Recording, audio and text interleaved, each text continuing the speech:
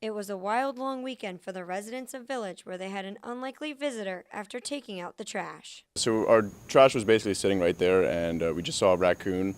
We opened the door, and the raccoon just came right in. The raccoon incident happened right here outside of Village 673, where the animal came in through those grates down into the students' room, where it eventually tried to find another way out, being this window right here. It got stuck, and animal control and public safety had to come and cut a hole in the screen in order for the animal to be set free. It went in my closet, it went all over our beds, we had to wash everything, so that was kind of gross, but nothing really that bad.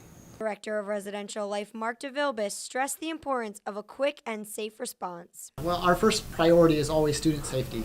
And so we are glad that the gentlemen that were affected by the raccoon that got in at Village last week, they did what we would hope any student would do, which is reach out right away for help. We really didn't know what to do. We had to, we called public safety, they called Hamden Police, and we didn't know how to get it out, so there was no animal control on duty actually, because it was a holiday, so they just had to cut the screen, and it was kind of crazy, honestly. DeVilbus said there are a few things students can do to avoid a similar situation in the future.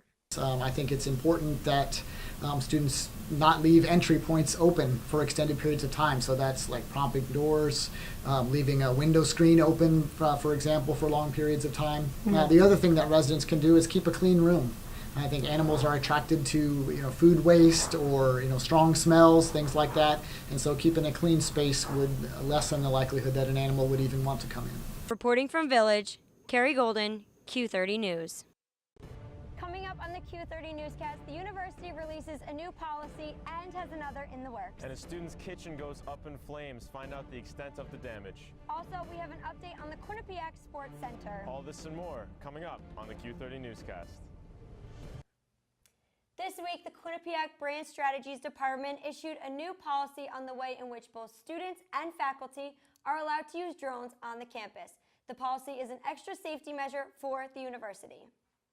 Amy Walker is a journalism professor and teaches the class Journalism and Technology.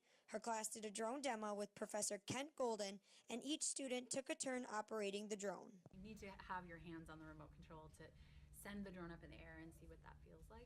So that's been a really big part of what we're trying to do, to expose students to drone storytelling and then to expose them to the actual practice of flying a drone. The Ed McMahon Center on the Quinnipiac campus has 2 drones, and there are 2 staff members that have gotten FAA licenses. The hope is for students to be able to use this equipment to do workshops with faculty. Under the new policy, in order to fly the drones, people on campus need to get permission. It doesn't keep us from using it for educational purposes by any means, and there's still some permissions we have to go through, and we've been doing that in the past. It adds maybe like an additional form we have to fill out, and a question on an insurance certificate, but I don't think it's going to keep us from being able to fly a drone. I actually think it's really smart because, I mean, if you've ever been out and you've seen someone flying a drone randomly in the air, they're a safety concern. They can fall out of the sky, they can hurt you, they aren't supposed to be flown over crowds, and I really think it's important for the university to think about how to keep, drone use in check. So,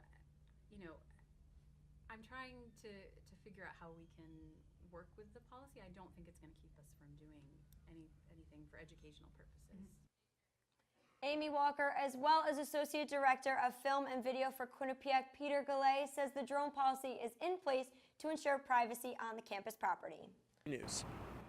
Sick of politics? Well, the news just keeps coming, and it's just as controversial as before. We have more updates on the Trump administration and some international affairs. Another hurricane has hit the Caribbean. Will Hurricane Maria impact us as well? Brooke Riley has your full weather forecast. What can you tell us, Brooke? High of 58 with a low of 46, so still a relatively warm day. Saturday it'll be a little bit cloudy. High of 59, low of 39, still not too bad. And then have no fear, the sun will come back out on Sunday with a high of 46, low of 28. That's all we have for you tonight on this edition of the Q30 Newscast. Follow us on Twitter at Q30 News and see other episodes of our show and more content at Q30television.com. 2 hours following the president's statement, the Obama transition team issued a longer statement that referred to Castro as a brutal dictator who oppressed his people for over 60 years. President-elect Trump did not miss the opportunity to weigh in by noting his plans to, quote, reverse President Obama's efforts to normalize relations between the two countries, end quote. Sophomores will be happy to hear that there will be less cars in Hilltop parking lot this semester. Students have been caught forging parking passes and using passes that were not assigned to them. In light of this situation, parking passes will be changing.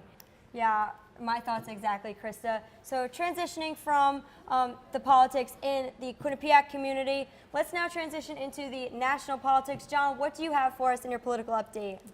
This concert will feature multiple bands such as Alex G, Pine Grove, and a few others. The event is free and open to all students as well as the general public. There's a new sorority on campus this fall. Tri Delta consultants have been holding events throughout the past couple of weeks to recruit founding members. We spoke to Christina Young about Tri Delta and its philanthropy. Coming up on the Q30 newscast, the big event happening this Saturday may not be as successful as the event staff planned. The Big Event is an annual community service event which takes place in the spring.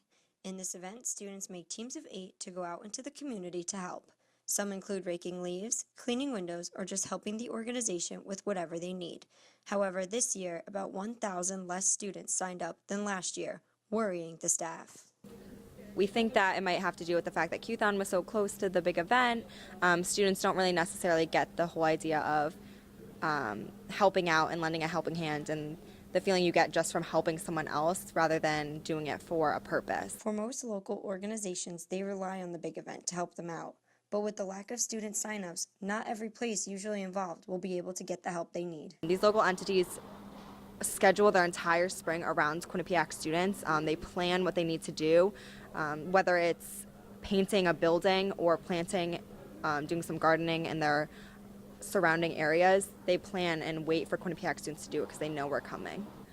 Although there's not as much student interest in the big event this year as it was in years past, event coordinators are still hoping that students will sign up in the days leading up to the big event this Saturday, and local organizations will still get the help that they need. For Q30 News, Kerry Golden.